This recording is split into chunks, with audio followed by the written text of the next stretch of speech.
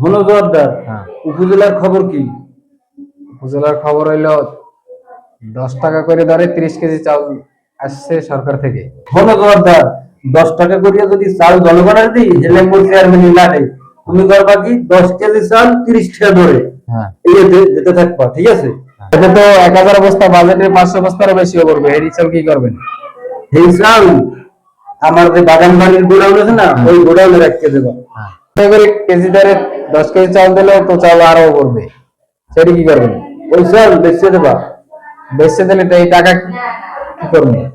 ওই টাকা ব্যাংকে রাখবা, পাপ যা হওয়ার ওই ব্যাংক হইবে, আমার হইবে না। আমি চেয়ারম্যান হইছি জনগণের উপকার করার লইয়া, জানো, জনগণ উপকার। তো চেয়ারম্যান সহ আপনারা তো গ্রেফতার করতেছে, আপনার অভিযোগ আছে আপনি দুর্নীতির সাথে জড়িত আছেন। বাবু তুমি কেডা আমার গ্রেফতার করবা? আমি হইলাম দুর্নীতি দমনের অফিসার, দেখছেন এই আমার আইডি কার্ড। স্যার আমারে মাফ করিয়ে দেন, এই কিছু টাকা পয়সা আছে এই ব্যাপারে মাফ করিয়ে দেন। আমি দুর্নীতি করি না, তোমার অ্যারেস্ট করতেছি, অ্যারেস্ট করে নিয়ে যাবো। স্যার মাফ করা যায় না।